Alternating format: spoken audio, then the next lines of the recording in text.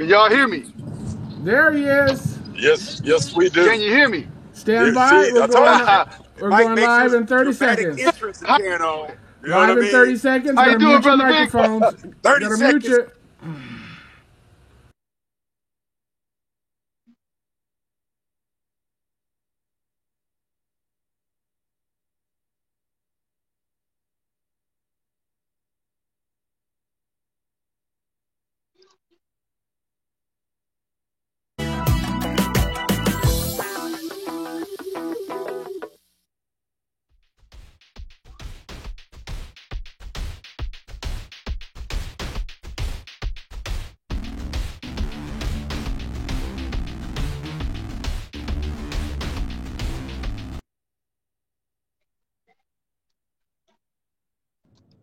Live. You are live. Oh, sorry. I'm typing late All answering right. somebody's questions. And of course, they are like all jumbled and whatnot, Paul. I think everybody looks a little pixelated. Yes, I'm working on it. Stand by. No problemo, no problemo. And so, how's everybody's week? Let's start there. Just talk about your week. Don't go into anything else. Just what did you do this week?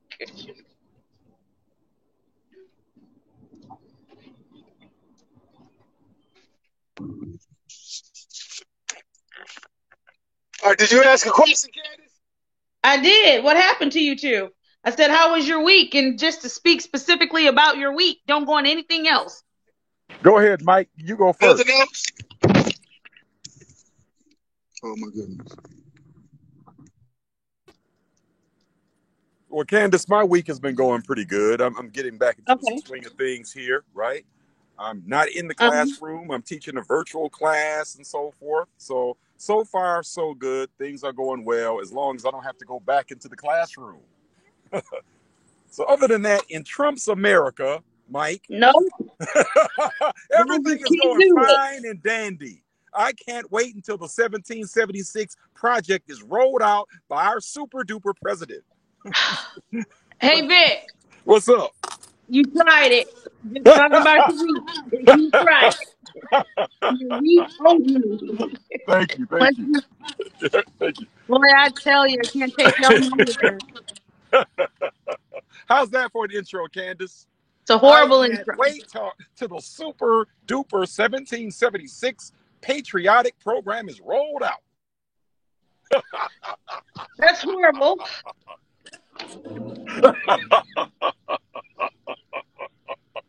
Surely I'm joking. But I But do to want to answer talk about that, but I just don't want to talk about that up front. I actually wanted to talk about something else.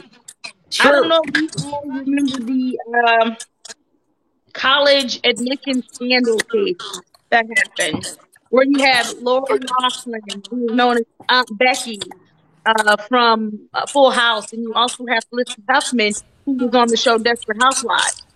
Um, and they got in trouble for, doing some things to illegally get their children, give their children an advantage in college, to get them admitted into college.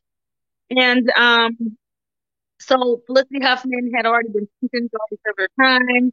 I am hearing like a weird echo. Um, and recently, Lori Loughlin and her husband were both sentenced.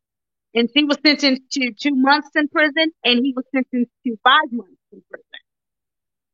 So recently, she asked, and I kid you not, she asked if she could serve her 2 months in prison near her home, which it's clear that they've already granted because she already has a prison number, if you will. But then not only that, but they're also requesting that they serve their sentence not at the same time that it's staggered, so that their children are not left alone in this world. Keep in mind they're college age children. So I, like many other people, grew up watching TGIF and grew up watching Full House, and we grew up, liking Aunt Becky and all that lovely stuff. But Lori Loughlin has requested that she serve her 2 month sentence and her husband serve his 5 month sentence, one, that they do it near their luxurious home, and then two, that they are permitted to do so in a staggered way so that their grown children are not left in this world alone. So obviously she's already gotten her prison number for the prison where she's going to be closer to her home. So I'm just trying to see if they're going to honor this staggered prison request. But this is the biggest thing, is how bold and brazen, how out of touch do you have to be to request that, oh, I need to go to prison closer to my home, and I need my husband and I not to serve our sentences at the same time. Like, what the bleep is that? What is that? When you look at this, when you look at this prison system, there are plenty of people who do not have as much money, who have committed crimes together, who have children together, and the courts are like, you're going to your prison, they're going to their prison, you're going immediately. You should have thought about your kids before you committed the crime. And if we can get you in close to home, cool. If we can't, cool. And even if we could and we don't want to, we won't. You going to whatever prison we send you to. So this is the case that I often make in this country about classism and affluence. And wait, because I don't want anybody, before y'all get to turn it into white privilege, I'm telling you right now, I know some broke white people that can't even pull that kind of request off. That, to me, reeks of pure classism and affluence, that you could dare be bold enough to say, all right, I mean, I'll go to prison, but I need to go buy my luxurious farmhouse, and I need to make sure I don't go at the same time as my husband. What is that? So I think what it is where prison probably should be, right?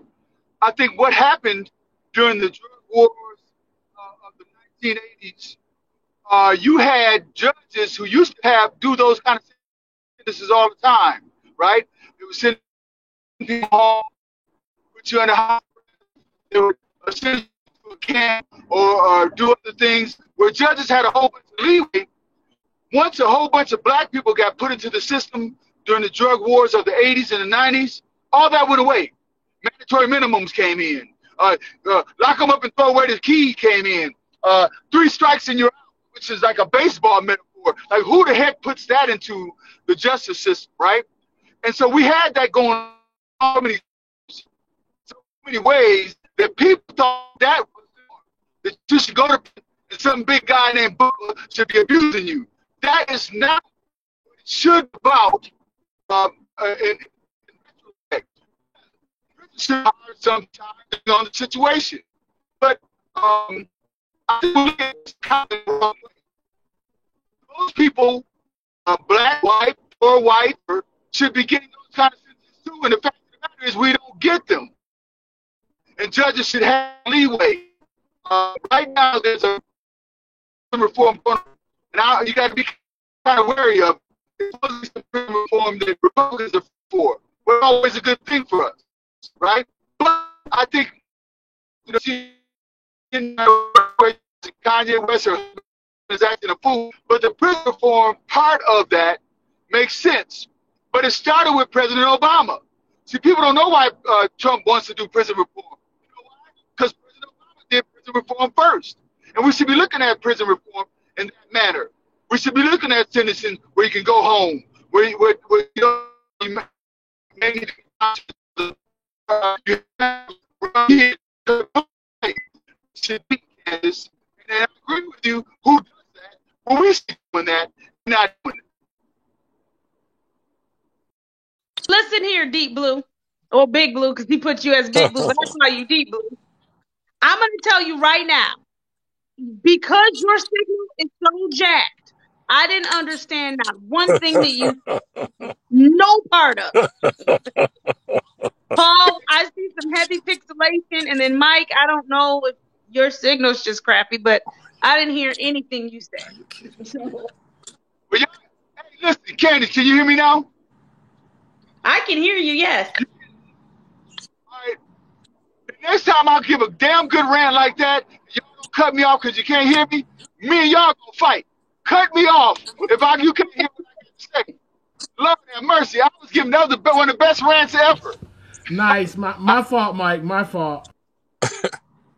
No, Paul, it's not your fault. Sometimes the Lord knows what we do and don't need to hear. So, What's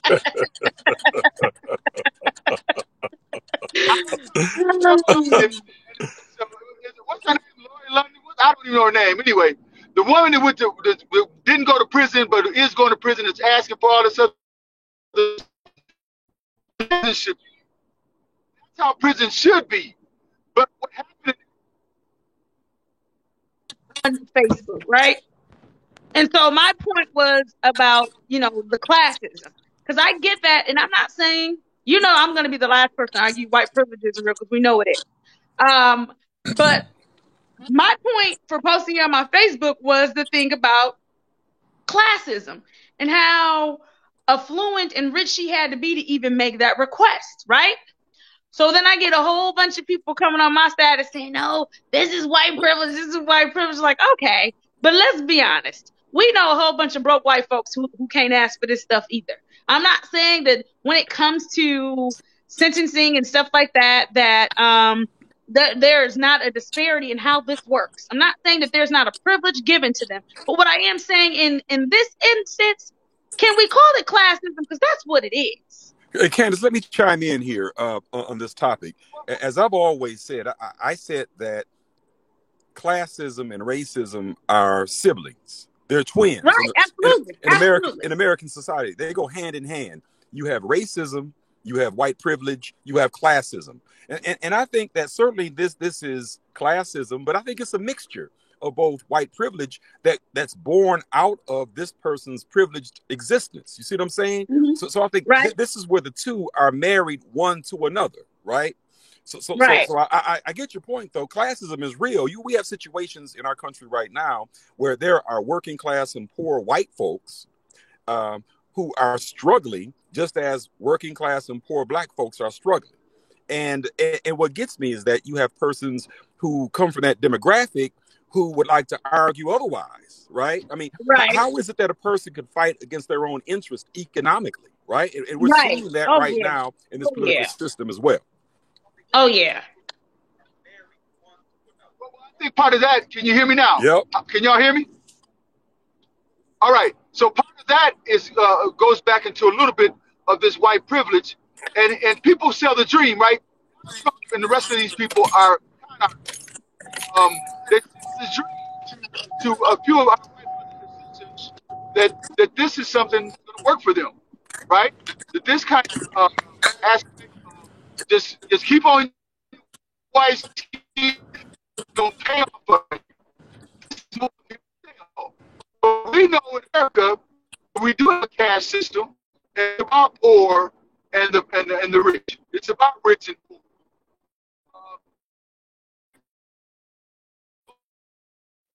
All right, Mike. So we're just going to wait for you to come back. Something's wrong with your signal. But Mike needs a new phone. But I guess, Vic, one of the things, because I also posted about that on Facebook earlier too, is the fact that the same way that people use the excuse, especially those who want to act like, anyway, I'm going to just put it this way. People use the excuse, people often say that ignorance of the law is not absence of the law. So then why is it that when it comes to racism, the excuse is often, they don't understand the people or the culture? How about the same way we say ignorance of the law is not absence of the law, the same way we can say ignorance of a culture is not absence of humanity. Just because you don't get it or understand it doesn't make them any less humane or make you any better. And so I guess, and when I'm looking at this, and I said that to make the point of we're so often buried in the whole racism argument that I think a lot of middle class and poor white people don't see and understand that wealthy people often use you to keep that racist mindset because it helps them stay in the position that they are in. Because if you're too busy down there fighting with them because you feel better about feeling like you're better than somebody who has just as much as you have and even less, then you won't focus enough to fight to get what the other people have. You know what I'm saying? You're not focused enough to wonder why wealth is not properly distributed or redistributed in this country because you're so busy being satisfied with the fact that you're better than your neighbor that you can see down the street when your neighbor isn't the one that's robbing you. Yeah.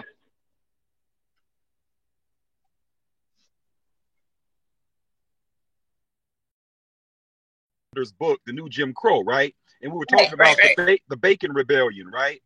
And Right. how the creation of whiteness grew out of that. And it's whereby you had European indentured servants and enslaved Africans who looked up one day and said, you know what? We have more in common than not, right? I mean, what we have in common is this planter class that is oppressing both of us, right? And so when the planter class saw these two groups, the European indentured servants and the enslaved Africans coming together, working on behalf of both parties, both groups' interests and so forth, what they did was they effectively put a wedge in between, or drove a wedge in between both of those groups, right? With the creation of whiteness.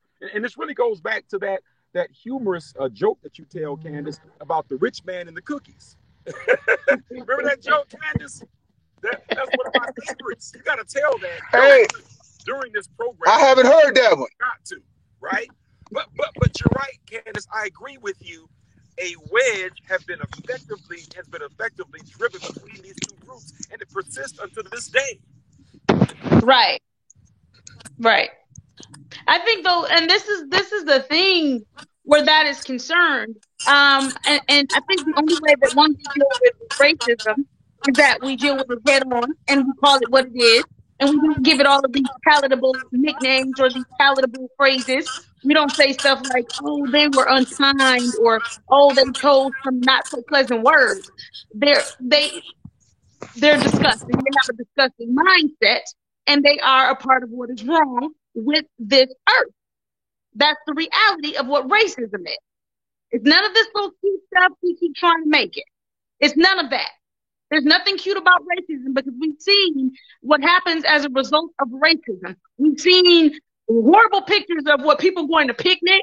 Why do we as Black people to this day say we don't say picnic? We say barbecue for a reason. We've seen them play little carnival games where they dunk babies. We've seen all kind of cartoons and illustrations and caricatures where they've made fun of Black people. We've seen them drain whole pools because a Black person stepped a toe into the pool. You know what I'm saying? We've seen people literally be set on fire and beat. We've seen all of these atrocities in the name of racism because what did you say, Vic? Because it started out with they wanted to put a wedge between the class so that they could get the upper hand in wealth. This is crazy. Maintain their wealth, their privilege, and their power. Absolutely. Right. The planter class, that is.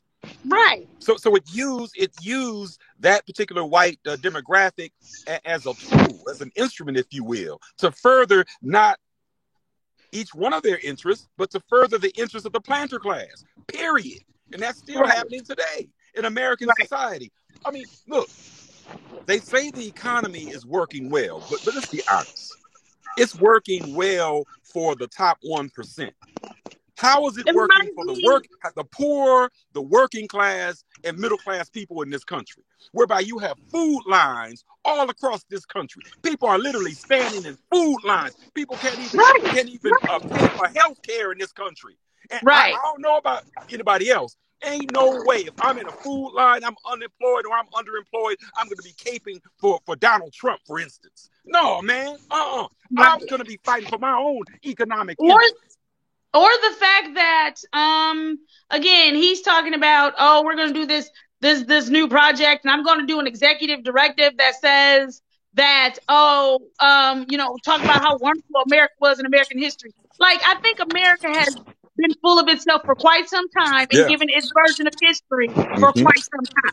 I don't think America needs any more help. We're talking about how I think they've got that covered in the history books. Even so much so to the point where they were trying to slide in that Black people were immigrants who came over to farm. Like, stop playing. Stop it. Like, what you want to do is feed your children lies because you have a whole generation of white kids or white people who are not going for this racist mess. Yep. And now they're trying to figure out how to get them back in line. So they figure we need to go back in and start with these younger kids because we've lost them as far as we're concerned. So we need to go ahead and make sure that we properly indoctrinate their children. Yes. So that we can feed their children these lies, get these children back on track so that we can keep the wealth unevenly distributed in this country. Whereas if they all wake up and they start fighting together, they're going to start demanding common sense things like, water shouldn't be privatized. They're going to want to actually have clean, safe, affordable water. They're going to want to actually make living wages. They're going to join together and make sure that those things happen. They're going to want us to pay our fair share of taxes instead of us giving these tax breaks while we're making them pay for, while we're taking all the taxes out of their check and building our wealth off of their backs. If they start working together, they might actually wake up and realize we are hustling them. Absolutely. That's so true, Candace. I think Noam Chomsky puts it this way. He refers to it as manufactured consent or manufacturing consent. As you aptly pointed out, what the power group, what the ruling class wants to do is they want to control the narrative on all levels. That's the educational narrative, its curriculum, the social narrative, all these different narratives and whatnot, so they can maintain control and power and domination over the masses of the people. No question about that. So the question is this, Candace, how can they do that in the age of information? Whereby we have at our disseminating. Go ahead. Whereby we have at our fingertips, at our very fingertips, almost the totality of human history is available to us in this information age. And all you have to do is disseminate misinformation. All you have to do is introduce bots. All you have to do is introduce your own fake news. All you have to do is twist a fact. You know what I'm saying? All you have to do is recant some things that we already know. All you have to do is do a little revisionist history. That's all you have to do. Right. And it's not like, and another thing, though, another way that you do that is you give them mindless TV or you give them video games, things to distract them. You make everything so quick and accessible. And then after they're so used to everything being so quick and accessible, once you then slow the internet down. So if it's something that they really have to work for, they won't even bother to touch it or read it. Or, you give them clickbait titles where they're not going to read the article. They're going to read the title and think that they know everything. Great point. Hey, if we will, can y'all hear me? Can you hear me? Can you hear me? A little bit, Mike. Can y'all hear me? Okay. So if we were a force, we'd have 10,000 viewers. So people get this mindset. Mike, you need to pull into a parking lot or something because we're losing your audio. Your audio's breaking in and out. Your cell phone signal is getting weak. Okay. All right. Yeah, we can't hear a word you're saying. Candace, you're live. All right. Candace, if I can add to your point, you raised some great points. Let's go back and unpack that, because you raised some great points. Because you're right, they're doing just that. Each one of those points. Let's unpack those, because you raised some great points about the bots and whatnot, mindless information, mindless chatter, and so forth. All these diversionary tactics. Right. I guess let's start with let's start with just like clickbait titles. Okay. As someone who works in media, I've seen firsthand the way things are often presented, just to get people to click or just to get readers to pay attention, or how facts are presented in a different way, than what they really are, just to get that traffic to their website. Or how you have people where you'll give them the full story, and then because they know that they have a platform in which the people that they're connected to might not necessarily read it, they'll give their twist or their spin on the story. There are so many different ways to get misinformation now. It's crazy. And then not only that, but we have these bots like never before. I mean, how many times do you have to fill out something when you're going somewhere, you're trying to purchase something, and it's like, click on this to show us that you're not a robot, or click, you know what I'm saying? I think that there are so many different ways that I find it amazing that humans can find a way to do wrong, but take forever to do right. I don't get it.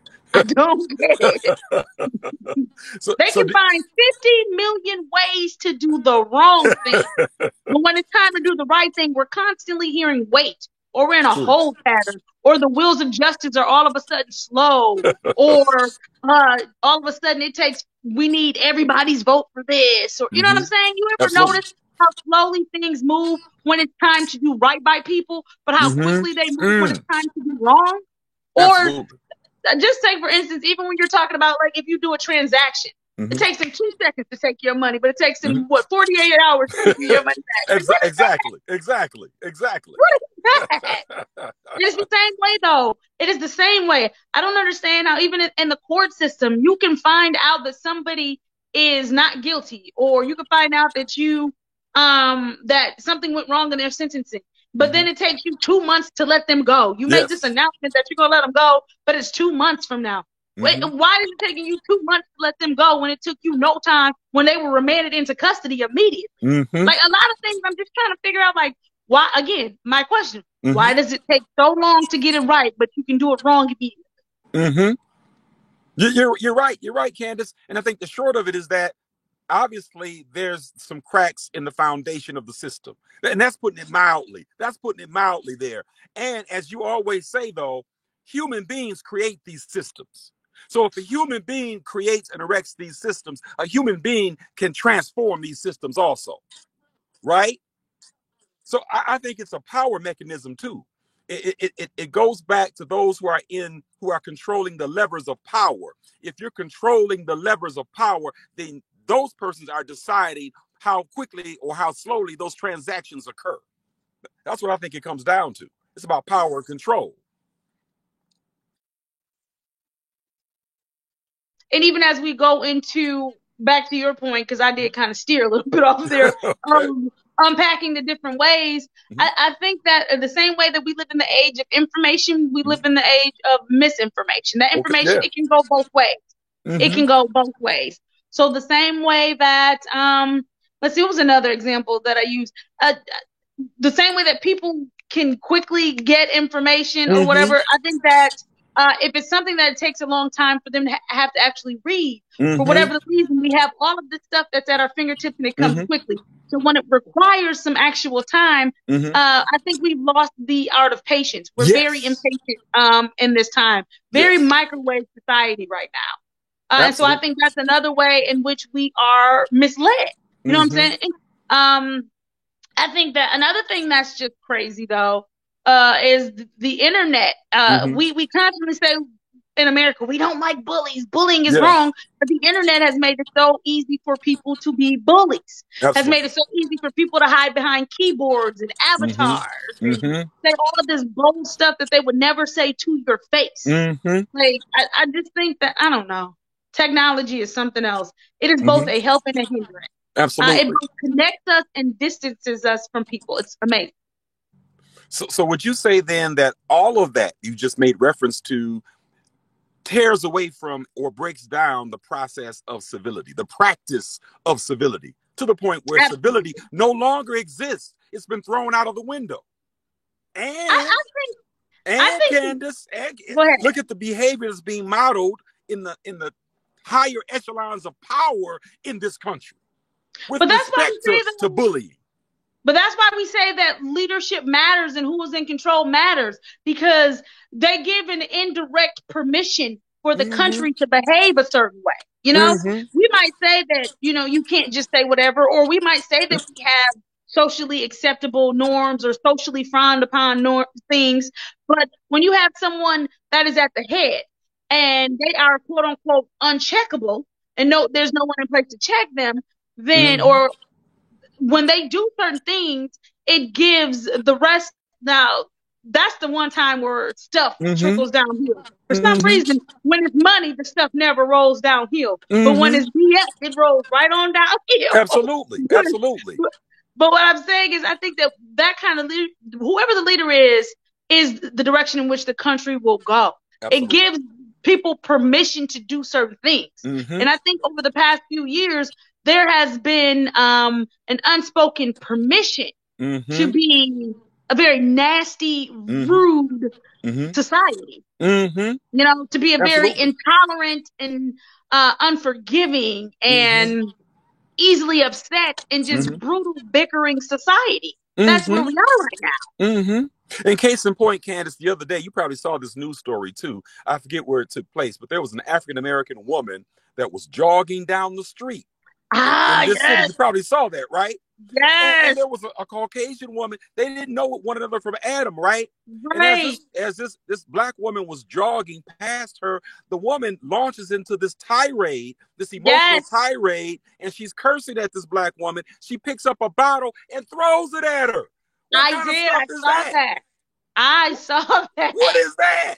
I don't know what all the black woman did was turn around and say, "What is your problem?" And I'm just thinking, the very people that are the first ones to claim that someone is uncivilized are the ones Yes, that are acting barbaric. It's absolutely, crazy to me.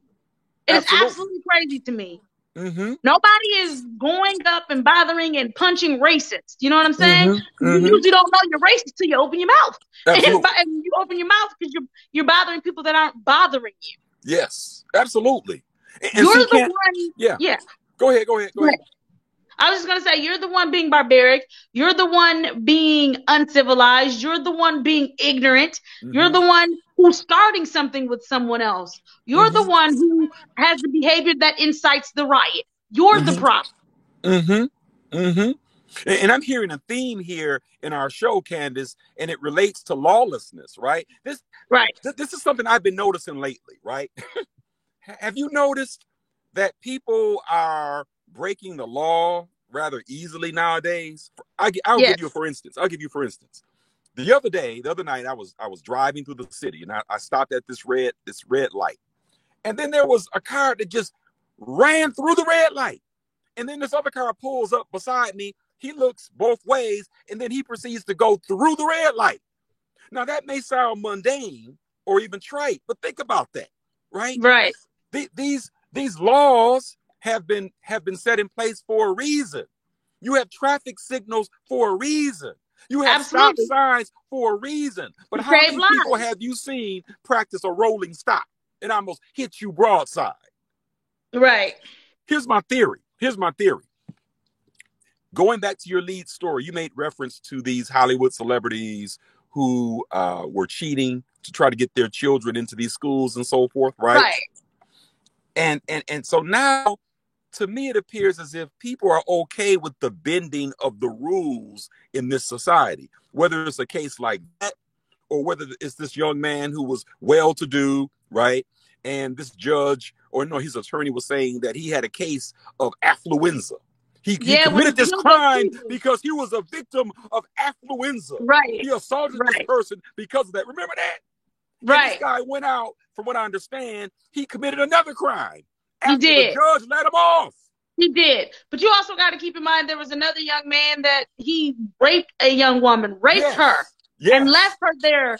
And the judge gave him a few months because he said he didn't want to ruin this young man's promising life. Absolutely. I'm thinking, what about the woman? What does he promise to do other than be a rapist? Because that's who he's shown us who he is. Absolutely. So as far as I'm concerned, all you did was leave a rapist unchecked that he's going to go and rape someone else. Yes, absolutely. Because he sees there's no punishment for that. Because you've already shown him that you don't value women, nor their bodies, nor their minds, and what happens to them after they get raped. You've shown that you have zero value for the life and body of women. And so this young man, from that, all he gleaned was that he can go out and do this again. Yes. And he better do it while he's young because they don't want to punish you while you're young. So he can get away with being a rapist. Meanwhile, now you have women who are no longer safe because you have a rapist who leads, a rapist whom you have empowered. Absolutely, Candace. And I have a theory in keeping with that theory, Candace, as we both said here just a few minutes ago. Behavior is oftentimes modeled. Here's my theory. If you have a person who's supposedly running the country and he's modeling lawlessness, his administration is modeling and practicing lawlessness, they're breaking every law in the book, then he pardons them or they're let out of the prison system and so forth. They're walking scot-free now. They're back amongst the citizenry that hasn't broken any crimes and whatnot. I think what happens is people will say, you know what? And we can even add in police brutality, right? In cases where police brutality occurs and people see that there's no justice being rendered, I think what's happening in this country, people look around saying, you know what? The president did it. His boys did it. His administrators did it. Certain police officers are doing it. They're getting away with it. Then forget about it then. I'm going to break the law too. Because there's lawlessness. Lawlessness is the order of the day in American society. But and you want to know what's so funny? But you want to know what's so funny? That shows you, again, why leadership is so important, because everything contrary to who this president is claiming he is happening. He's the law and order president. There's no law and order in this country. Exactly. It's laughable. Mm-hmm. It's laughable. Mm-hmm. Absolutely. And then to say that he's not racist, but then to turn around and say, I'm going to, and we know at this point, and it's so sick that racists are now using the term American and America for a quote coded word of saying white, and to say white and what we deem acceptable. It's their way of saying, as far as we're concerned, we are going to take this country back. That we know that's what MAGA was all the time. But now, if you notice how he kept using the word when he was talking about his project, how he kept using the word American history. We're going to teach good American history. And it's just like, this is disgusting.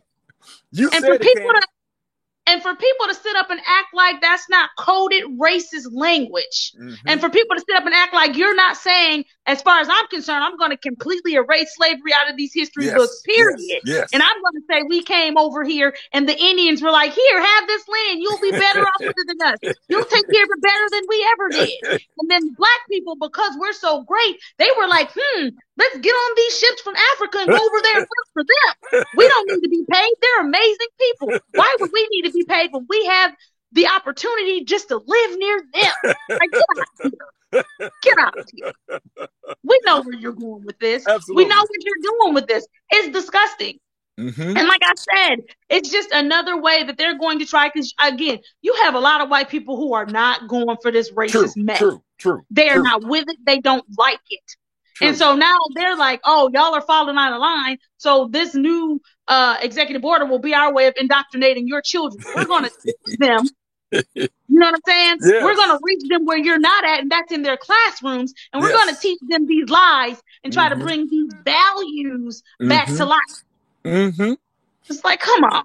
We're going to poison your children in the one place that you trust us in is education. And as far as I'm concerned, because Carter G. Woodson already said, it's crazy to allow your enemy to educate your children. Did you not say it? It's crazy.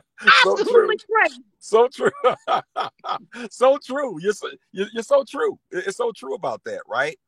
And I think we're at a place, Candace, where we're witnessing the fracturing of American society. That's really what we're witnessing right now. And this top-down approach that he's using is not going to work. It's not going to work. Because what we are witnessing also is that, as you said, from all sectors of our society, we have Americans across the board, right, who are upset with this brand of leadership, and they're vocalizing it by marching and protesting and demonstrating and challenging the status quo in this country, right? And what are they showing you? But what are they showing you? The very people that are so worried that these Democratic governors are going to take their rights and are going to stop them. When they went to go protest at these capitals with their weapons, the Democratic governors didn't unleash rubber bullets and smoke and all of that on them. True. They were able to protest. Meanwhile, you have other people who are out protesting, non-violent protesters. And what do you have happening? You have the federal government sending in secret police to take people off of the street. First of all, it's illegal for the police not to identify themselves. Second of all, then you're just taking them off of the street. You're not reading them any rights, not telling them anything. So you're unlawfully detaining people on top of that. And then you're willing to, because you didn't like that they were protesting, you have people that come in and you're the one planting the bricks and stuff for the riots. You're the police undercover throwing bricks in the building, starting the riots. Then you're telling people in Portland Come on now. You know, if they're thinking if they can get away with it in Portland, Yes. the curfew, don't come out your house, we'll shoot you with rubber bullets and all of that, then that is the beginning of a totalitarian government in which they're saying, we're going to do this all over this country. And keep in mind, it's not the Democratic governors that are doing that. This is happening under your Republican president who has bowed to dictators, who has said he admires them, who has bragged about the fact that a dictator's people stand when he walks in the room. They stand because they're terrified for their life. Not because they like or reverence this man, but because they know if they don't, they'll probably die. And so now you have the leader of the quote-unquote free world trying to take away the freedom. But you got somebody else saying these Democratic governors are doing X, Y, Z. I can't tell, because when you showed up at the Capitol to protest with your gun, pointed over lawmakers. They're literally making laws at gunpoint. Nobody did anything to you, but you've got peaceful protests, and you've got a Republican president sending in secret police. Now you tell me which of the two are taking away your rights. Absolutely. Here's my question to you, Candace, and I agree with you wholeheartedly. Has Portland filed a lawsuit against the government with regard to that? How Trump sent in those federal troops and was trampling over people's rights? I have to look for that. Somebody needs to file a lawsuit for that, against that, because that would set a dangerous precedent in this country. And not only that, but I think the scary thing is like, I'm trying to tell you, Republicans, boy, if you don't learn nothing else from them, you're going to learn how to play chess, because they knew they were going to lose that House and that Senate and possibly that White House. And so what they do, they started stacking those courts. There you go. That's it. They're going to let you know. Because the minute you try to pull anything that they've pulled when they are no longer in power, they're going to take it to the courts that they've stacked. And those courts are going to be like, well, this is unconstitutional. You know what I'm saying? And it's going to be like, well, wait, wasn't it unconstitutional when they were doing it? It's not going to matter, because we've stacked our courts with our people who are going to say that you trying to do to me what I did to you is unconstitutional. Absolutely. That's why we got to defeat Trump, Candace, because at this pace, Trump has already placed well over 200 judges on the federal bench out of the 800 that exist. He's on pace, if he gets back into that White House, he's on pace to stack over half of the court with conservative right-wing judges that have been approved by the Federalist Society. That's dangerous, man. But you're absolutely right. That's their end game, their long-term game. They want to govern this country through the legal system. You're right, the court system. Right. And I do want to point out that if I look at my laptop, I can see your comments. We're doing a new stream right now, so we can't necessarily your comments. Hometown Hero, we've been talking about so many other things other than Trump for this 41 minutes. But you did not have a comment or have anything to say until we mentioned Donald Trump. You didn't chime in about anything else. So I guess we know what you're here for every day. It's cool. He's a bot. He's a bot. Right. He's a Russian bot. Because at this point, we talked about classism and everything else, and there was nothing. There was nothing. No doubt. I point out and give you absolute proof of Trump trying to take your rights. And he goes, where's your proof of Trump trying to take my rights? I just gave it to you. I just told you. Just told you. It's like, come on now. Whatever. I guess I think we have to make some real decisions moving forward. You know? Yes, we do. We do. Because I want to point out, even when we were talking about Trump's executive directive about trying to change the history books, Hometown Hero silent on complete hush. But when I say he's trying to take your freedom, all of a sudden, he's trying to take my freedom. All right. Hey, Candace, let's go with that. You heard your boy Barr, right?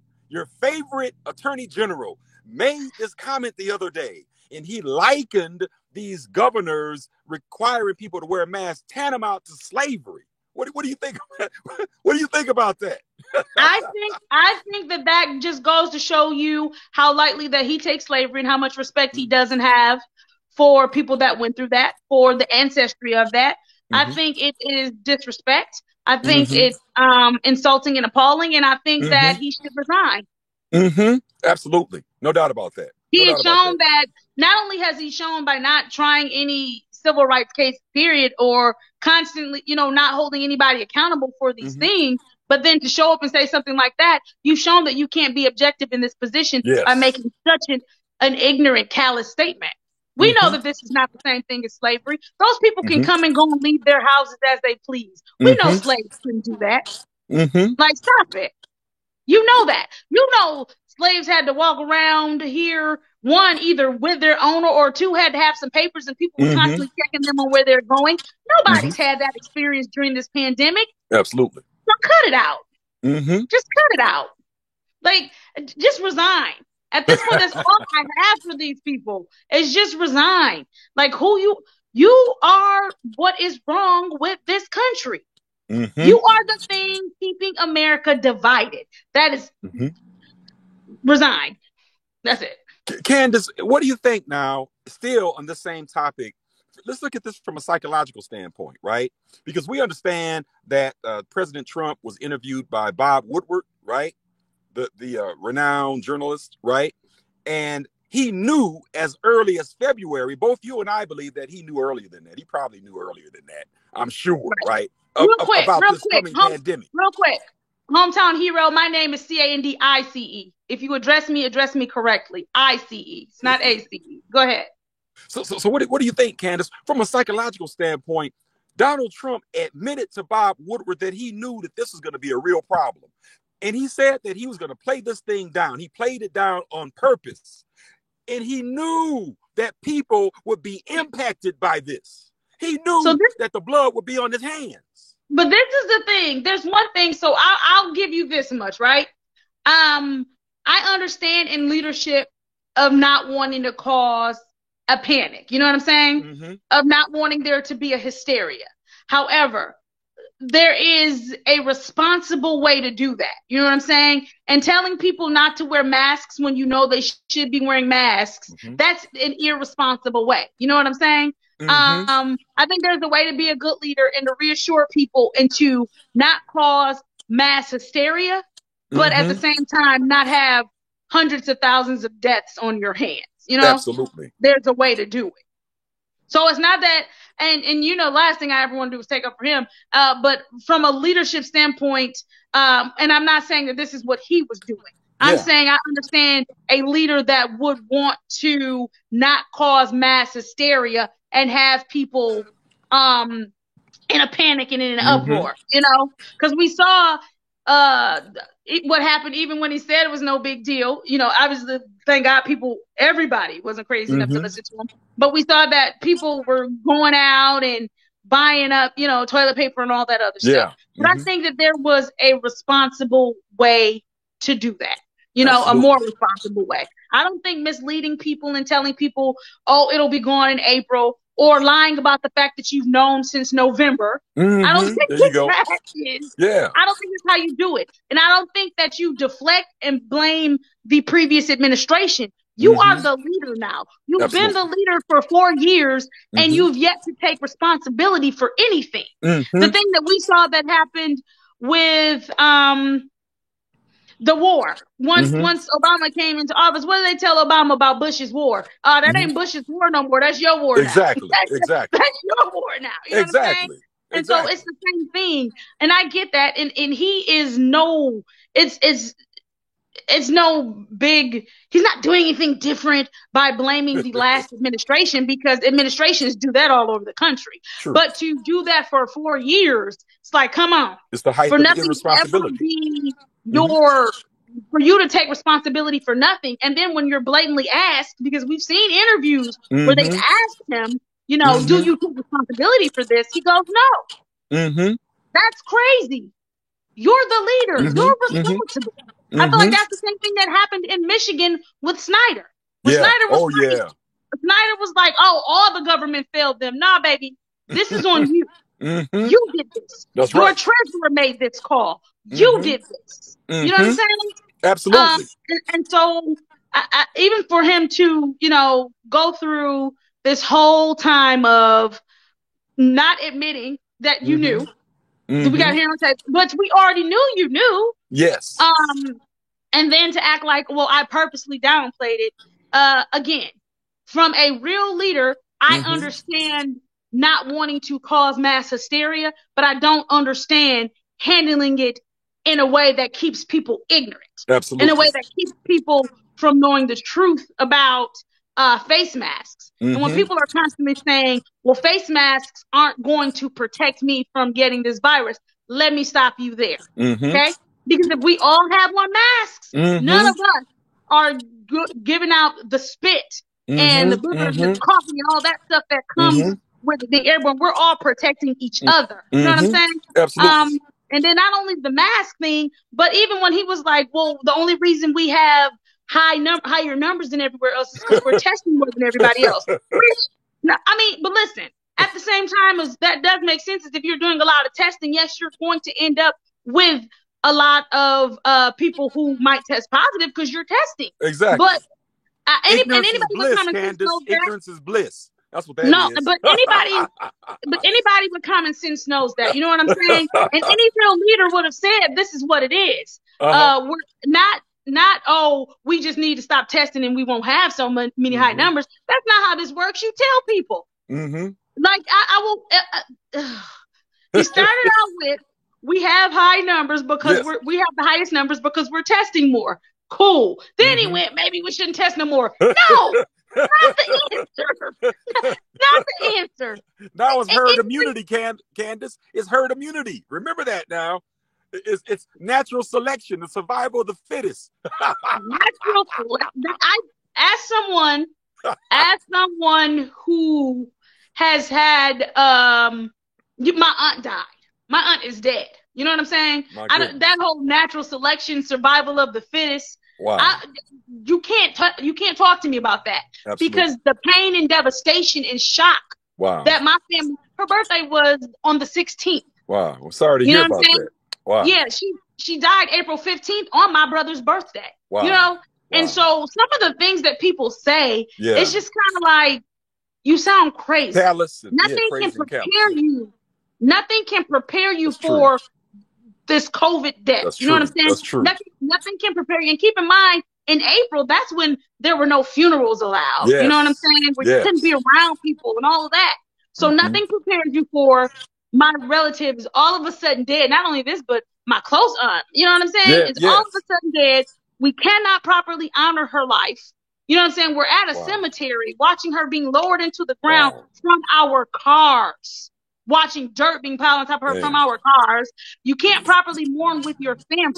You know what I'm saying? Yeah. And that is the kind of pain that I would not wish on anybody else. So true. I am not of the mindset of, well, we went through it, so you can go through and you'll be fine. I don't think so. I don't want anybody to ever have to deal with that.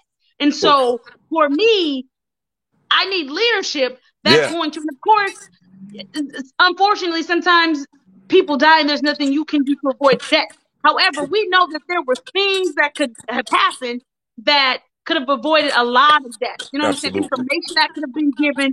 And I think that if there would have been some sort of centralized plan that every state could have followed, which, you know, would have come from the federal government, from the top down, we would have been okay. You don't make people fight each other for ventilators in the middle of a pandemic, and then you don't make them fight you for a ventilator in the middle of a pandemic. You know what I'm saying? Absolutely. But Candace, I agree with everything you just said, right? But I also think there's like a number of different narratives that are functioning here at the same time. One of them, and both you and I know this, we heard this, is that the COVID-19 virus is fraudulent. It's fake. It's akin to fake news, right? We were hearing that also. And I think what Trump was doing was he was throwing red meat to his base. And he was playing to his base concerning this narrative that the COVID-19 virus was fraudulent and didn't exist. What do you think about that? I think that also caused him to play it that way. I want to read a couple of, I do want to give, I never said you were oppressing me. You can't oppress me. Don't worry. You're good. But Hometown Hero said we were lied to by the CDC. And Fauci about masks. Fauci said not to wear them. He didn't say that it was only because they wanted to set them aside for the frontline workers. Tim said, if you didn't catch his sarcasm in the second statement, I don't know what Tim was referring to. Sorry, Tim, I didn't catch the statement fast enough to know. Hometown Hero also said, then people thought they didn't work, but really They always did. We were not given the crucial reasoning, so that's why so many are now questioning the use of masks. Tim said that Donald Trump loves to troll the mainstream media, and I enjoy it sometimes because they're so predictable. So yeah. So they're saying that Donald Trump telling people not to wear masks wasn't his fault, basically.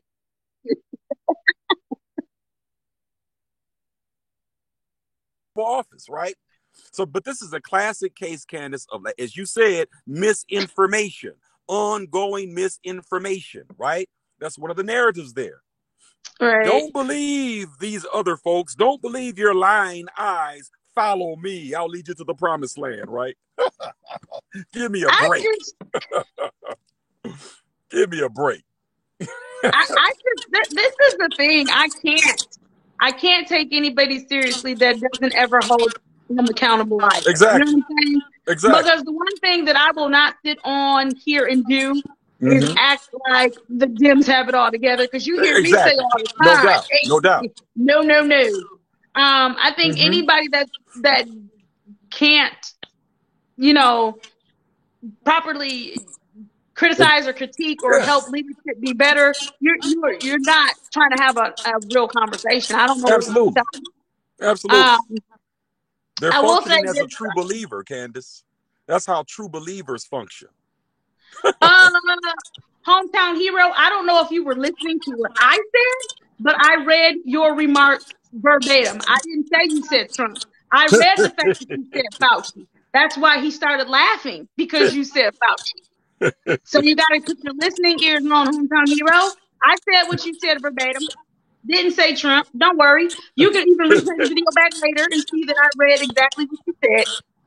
Don't worry about it. I read exactly what you said. Candace, nobody said Trump. You said Fauci. I read your words. Candace, our viewers and listeners are being so sensitive today. What's up with that? I don't know. Because I'm just trying to figure out where they were when we were talking about all the other stuff we were talking about. Absolutely. We had a whole 45-minute conversation and they were silent. About all no doubt. So it is what it is. It is what it is. Absolutely. But we've got about 4 minutes left. Mike what happened to Mike? Big Blue. He wasn't able to get his camera situation together this week. And Paul, it's deep blue, not deep big blue. Deep blue.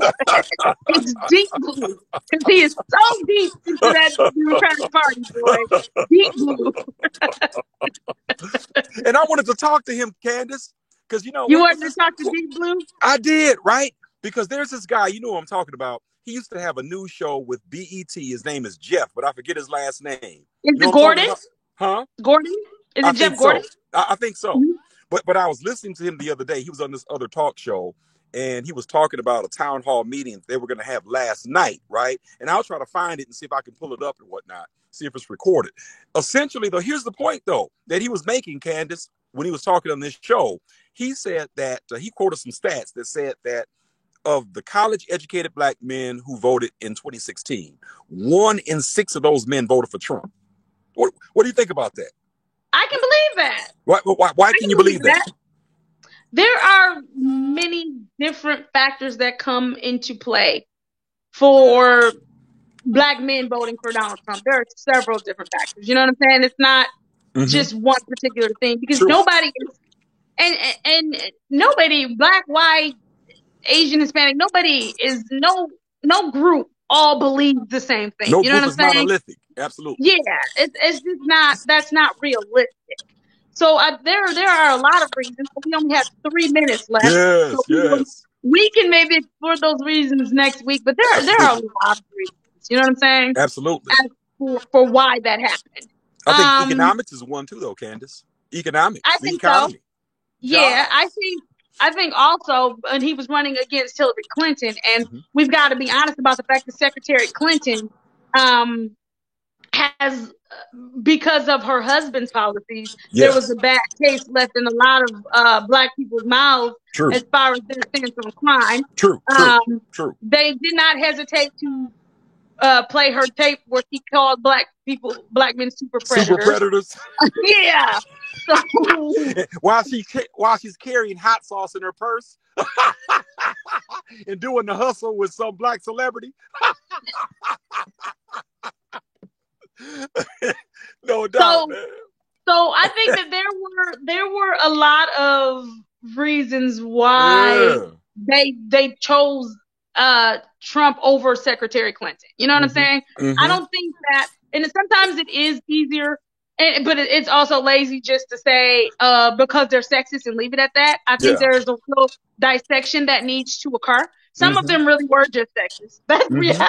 Yeah, absolutely. Yeah, absolutely. True. No but doubt. again, like I said, some of it is her husband's policies shot her in the foot. Got a 1 minute cue. 1 minute cue. Yep. Some of it is, you know, they maybe didn't necessarily agree with some of her policies. Some of it is how they chose to campaign in black communities. Oh, no doubt. We can definitely touch on that as well. But we can't do it this week because, as you hear, we only have 1 minute left. So if you want to next week unpack, you know, where the disconnect was with Secretary Clinton and black men, we can. I have no problem with that. And you know, but Candace. But here's a topic we need to discuss with Deep Blue. And every time I mention this, he launches into a tirade, right? I think the ground is shifting. The ground is shifting. People are reassessing their relationships with these political parties, right? We got to talk to your boy Deep Blue about that next week.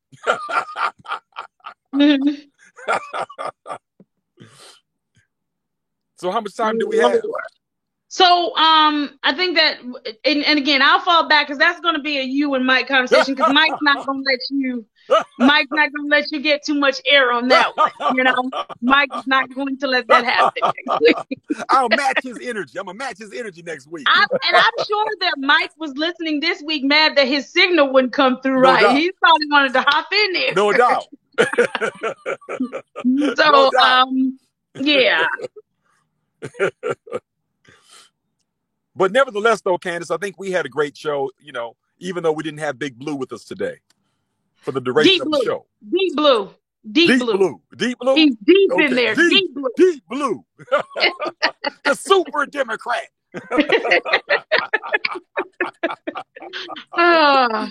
They need to take him out on the stage, man. They do. They need to tour him around the country. Mike absolutely needs to be a surrogate for the party. He does. He does. The very thing that Mike accuses like Trumpsters and Republicans of, he does it. It's like, Mike, they're twins, and he's Candace. gonna kill him. Deep Blue and the Trumpsters are twins. They are. Look, Deep Blue and Hometown Hero, they're twins. Hometown Hero. Hometown Hero said, if I missed any show, I'm glad it was the one without Deep Blue. That's funny. I think Hometown Hero enjoys Hometown Hero enjoys debating with Mike. Yeah, no doubt. Never an argument on here. No doubt. It's always debate. Absolutely. So even Hometown Hero, even though he takes his jabs at us and says whatever, we're never arguing. It's always just this is my point. I'm debating it. End of story. Absolutely. So I think that the Hometown Hero enjoys debating with Mike. I think he does. I think he does. No doubt. But yeah, so we got 1 minute. Wrap it up. Go ahead. 30 seconds. I'll be real quick, Candace. And it's my standard line. If you're looking for a leader, everybody look into the mirror. That is the most tried and true and trusted leader that you can believe in. It's you. Be a committee of one and get busy. All right. And I'm, you know, as always, I am of the same thought that as far as I am concerned, we the people are the power. You know what I'm saying? We yield and give authority. Absolutely. My mindset on that will never change, is that we the people are the power, we yield and give authority, and that no leader, it doesn't matter if they're representing the red gang or the blue gang. Nobody is beyond being checked. Nobody is beyond being called out. Those are my sentiments. But we are going to see you back here again next week at 5, where Vic and Mike will go head to head in their conversation about what they think happened in the last election with black men and why they think so many black men were No doubt. And I'm just going to sit back and referee that. I'm not trying to. So this has been Whose Opinion Is It Anyway with Candace and Victor. And we'll see you back here next week at 5 p.m. Peace. We have a new platform.